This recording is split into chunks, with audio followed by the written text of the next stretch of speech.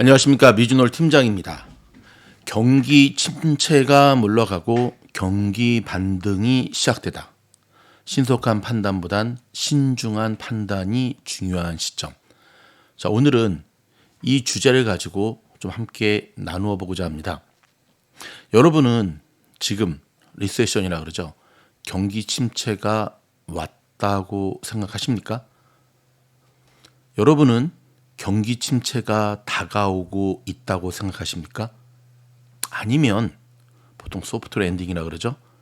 경기 침체는 이미 지나갔다고 생각하십니까?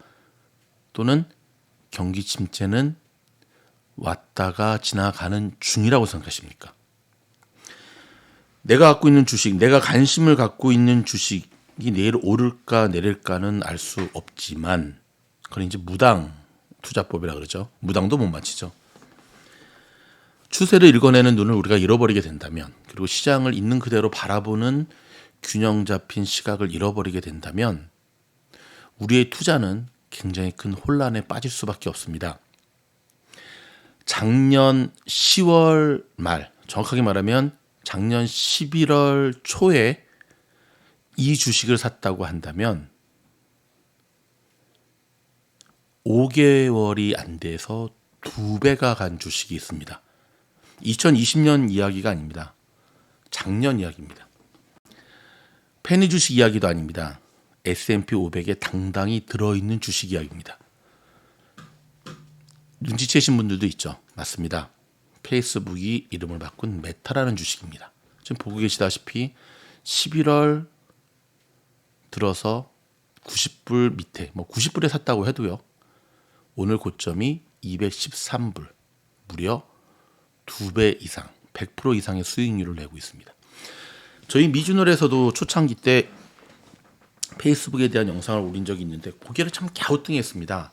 아시다시피 팡 주식이 한 자리를 차지하고 있음에도 불구하고 정말 한국 사람들이 싫어하고 관심 없는 팡 주식 중에 1등을 달렸던 주식이 이 페이스북 주식이었거든요. 기억하시죠?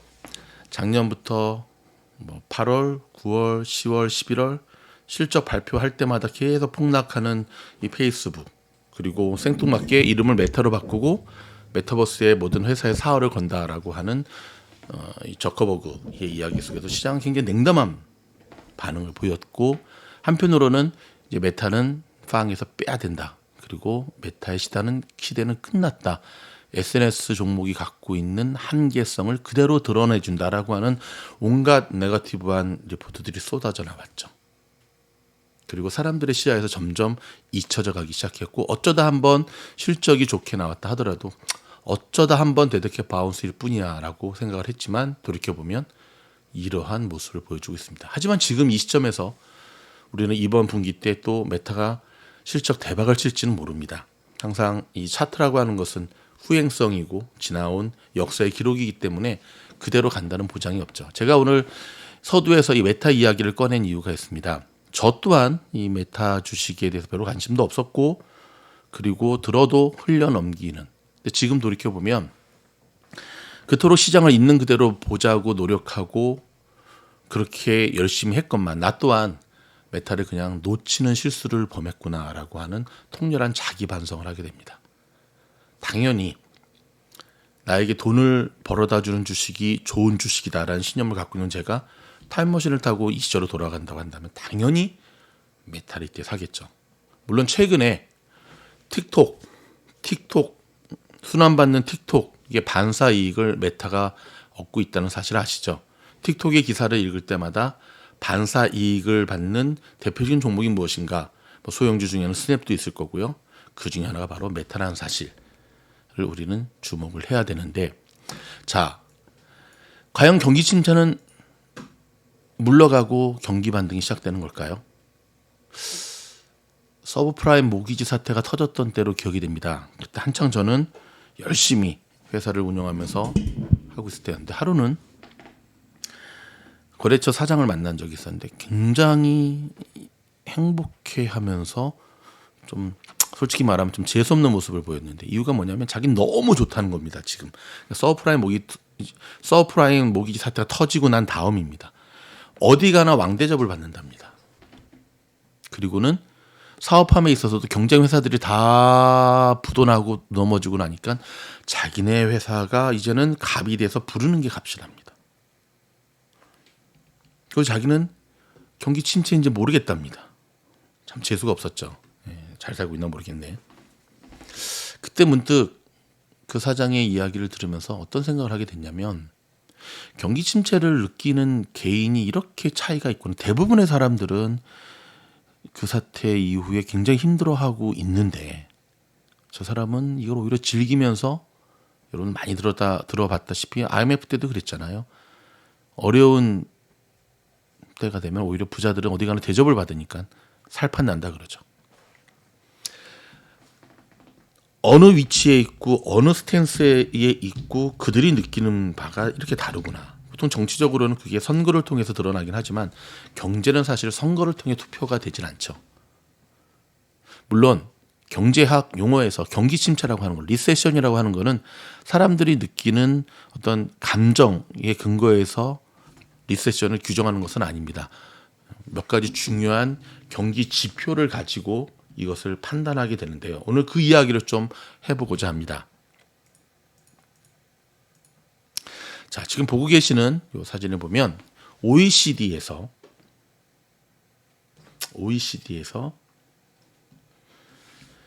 현재 경기 침체 목소리가 높아지는 가운데 일부 국가들, 대표적으로 독일, 중국에서는 오히려 경기 선행 지수가 반등되는 증거를 제시하고 있다는 겁니다. 여기 보시면 요 음영 처리가 된, 그렇죠? 작년 12월 이때가 저점이거든요. 이때가. 그리고 이게 이제 독일의 경기 선행 지수고요. 중국의 경기 선행 지수고요. 미국의 경기 선행 지수고요. 그다음에 여기는 한국의 경기 선행 지수인데요. 제가 살고 있는 미국 등 주요 국가들이 이 리세션 진입에 대한 우려의 목소리가 현재 커지고 있잖아요.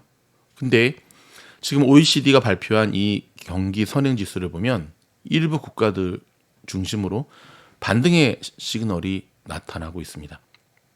이미 이 독일의 경기 선행 지수가 지난해 이 12월, 여기죠. 12월을 저점으로 3개월 연속 반등하는 모습을 보여주고 있고요. 빅4라 그러죠. 유로 빅4의 국가 경기 선행 지수도 지난해 11월을 저점으로 4개월 연속 상승하는 모습을 보여주고 있습니다. 유럽만의 문제가 아닙니다. 중국도 보면 중국의 경기 선행 지수죠. 지난해 12월을 저점으로 해서 3개월 연속 상승한 것으로 수정 발표가 되었습니다.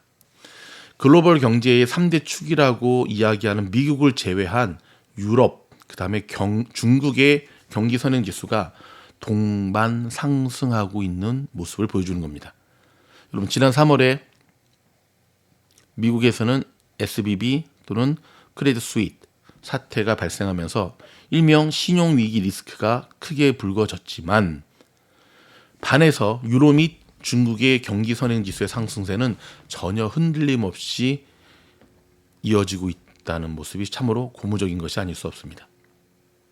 자, 미국과 한국의 경기 선행 지수를 보아도 둔화세가 이어지고 있지만 하락폭이 둔화되는 저점이 임박해지고 있다는 사실을 알게 됩니다. 이게 저점이 이렇게, 그렇죠? 바닥을 다지고 있는 모습인 거죠. 미국 일단 빨간 점이 2개가 나오고 한국이 하나 나오잖아요. 바닥을 다지면 이제 올라가는 거죠. 자, 그다음 걸 한번 볼까요? 예. 여기 보시면 음영 사태가 경기 침체 국면이라고 하는 때거든요. 이게 이제 2000년 닷컴 버블 터졌을 때, 2008년 서브프라임 모기 사태 터졌을 때, 2000년 코로나 팬데믹 터졌을 때, 경기 침체 리세션이 왔을 때고요. 여기 보면 오렌지 컬러가 OECD의 미국 경기 선행 지수를 나타내는 거고, 여기가 미국의 컨버런스 보드의 경기 선행 지수를 나타내는 건데, 보면 이 음영이 있던 시절에 이렇게 리세션이 왔었죠. 그리고 이어지고 난 다음에 이때가 이제 코로나 시절, 그리고 지금이 이제 요 시절인 거죠. 우리는 수많은 뉴스를 통해서 장단기 스프레드 역전 현상, 그렇죠? 금리 역전 현상 또는 뭐 ISM 제조업 지수와 뭐 서비스 제조업 지수의 부진 현상 등 아시다시피 이 리세션을 경기 침체 진입을 예고하는 수많은 경제 지표들을 뉴스를 통해 경험하고 있습니다.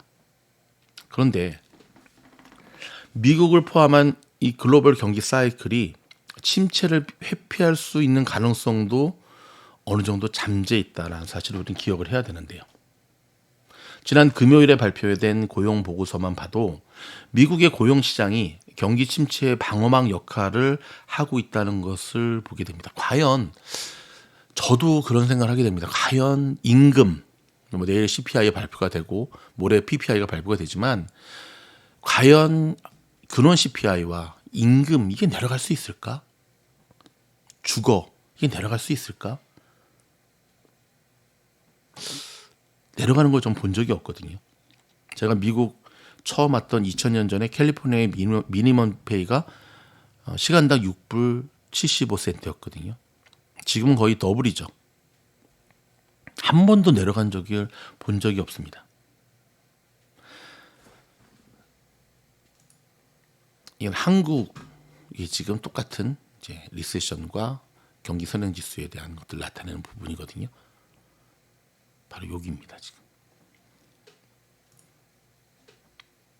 여러분 생각은 어떻습니까?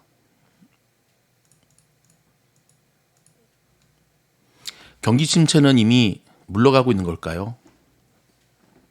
경기 침체는 이미 오고 있는 것일까요? 물론 중국의 이 경기 사이클의 반등 모멘텀이 유럽과 함께 미국 경기의 침체 진입 리스크를 낮추는데 긍정적 역할을 하고 있는 것은 사실입니다. 우리가 더더욱 경기 사이클을 판단하는 데 있어서 굉장히 힘들어하는 이유는 바로 오늘 잠시 살펴본 이러한 혼조된, 이러한 상반된 경기 지표들이 저와 여러분의 판단을 가로막고 있기 때문에 그렇습니다. 월가에서도 두 가지의 입장을 대변하는 쪽의 입장들을 들어보면 굉장히 논리적으로 그리고 근거 자료로도 설득력이 있음을 보게 됩니다. 경기 침체가 왔다고 생각하든 오지 않았다고 생각하든 그게 뭐게 중요하냐? 내 종목만 오르면 되지. 무식한 소리죠.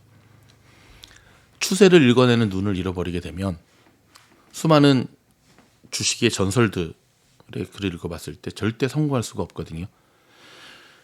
경기 침체에 대한 어떠한 스탠스를 유지하느냐에 따라 우리의 투자의 모든 방향과 결정이 180도 다른 입장에서 결정이 되기 때문에 고통스러워도 경기 침체에 대한 시각만큼은 분명히 정립하고 지나가야 됩니다. 여러분 어떻습니까? 경기 침체가 물러가고 경기 반등이 시작되고 있다라고 하는 오늘 이 영상에서 보여준 수많은 OECD의 이 경기 선행 지수에 대해서 얼마만큼 동의하십니까?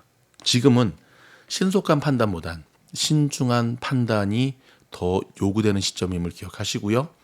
OECD가 참고 자료로 삼고 있는 각 주요 국가별의 경제 지표들이 있습니다. 미국의 주택 착공 건수, 신규 내구재 지수, 주가 지수, 소비자 신뢰 지수, 미국, 독일, 한국, 중국. 요거는 저희 미즈널의 커뮤니티란에 오픈 자료로 올려놓도록 하겠습니다.